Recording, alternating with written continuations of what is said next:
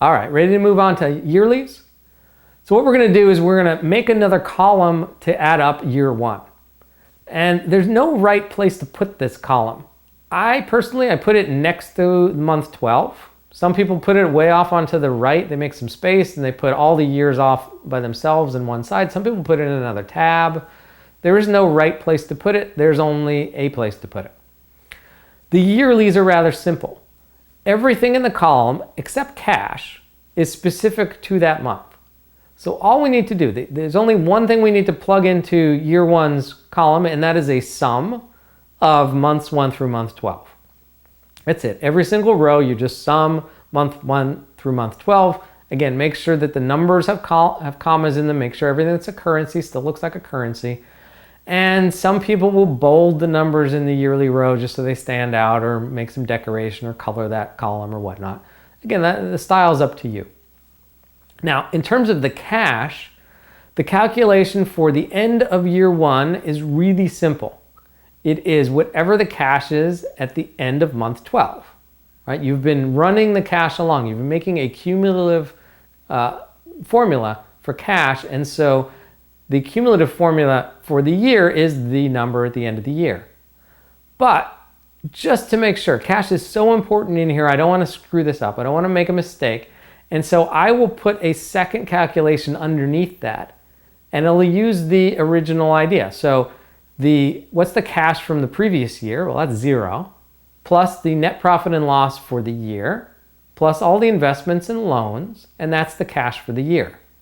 And so you'll see that on my spreadsheet as a little number underneath the big bold number, and you'll see that the two numbers are the same, right? Different calculations, they're showing the same number, and it's kind of a red flag if they're not showing the same number.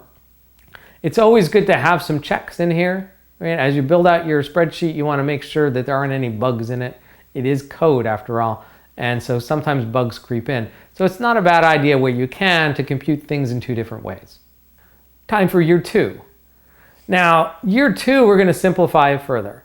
We're not going to do 12 more months, because trying to pick how many sales you're going to make in September of year two versus October of year two, it's a long way from now, right? Your odds of getting that right are low. So let's do chunkier numbers. Let's look at quarters for year two and year three and so on. And so remember, as you move the numbers from the monthlies to the quarterlies, if you're going to look at the numbers from year one compared to year two, remember, a quarter is 3 months. So if you did 100,000 in sales in the last month of year one, then if you're going to stay on track, that would be 300,000 sales. 300,000 sales. If you do $1 in month 6, then in the equivalent quarter, that would be $3, right? Make sure everything gets multiplied by 3 and doesn't get multiplied by 3 twice. Now, in this particular business, in this model business, I decided that in year two, I'm going to start worrying about seasonality of lemonade. So in year one, it was all about growth. We're starting at a standing start. We're going to make a humongous business selling 100,000 glasses per month of lemonade. But then I realized as we move to year two that we'll probably sell more lemonade in the summer than in the winter. Now, we can fix year one later.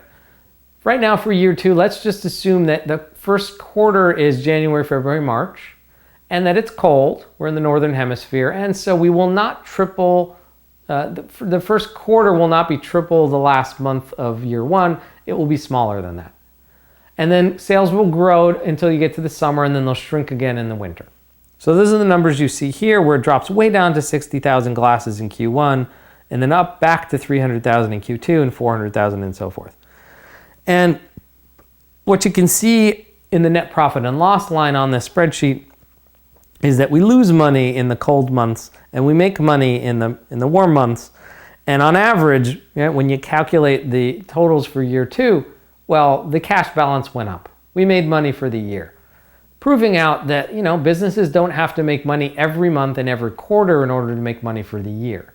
They just have to have enough money lying around in safekeeping to make it through the lean months.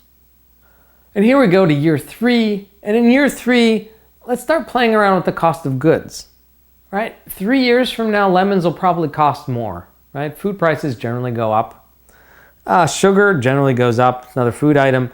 And so cost of goods might go up to the point where despite the fact this is growing quarter over quarter compared to the previous year, and we're selling a huge amount of lemonade, 1.2 million glasses of lemonade, we're in fact losing money compared to the previous year, right? So if you look at the bottom of year 2, we had $40,000 in the bank. And in year 3, we lost 18,000 of those dollars. So at the end of year 3, we're down to $22,000. We're not out of money, but if you plotted this out, what you'll see is a company that grows spectacularly and then falls back down, which is not an uncommon pattern, but not one that we want to put in our financial model from the beginning. So how do we fix this? Well, we fix this in the way we're going to fix everything else. We're going to iterate. We're going to iterate over and over and over again. And just to be clear, I don't mean 10 minutes or 15 minutes or an hour on an iteration. I mean hours looking at every cell in every row in every column and asking a question for each cell. Is this reasonable? You have to keep in mind that every cell is interrelated. So if we increase sales, we need more expenses to pay for the support to do that. If we decrease sales, we need less people.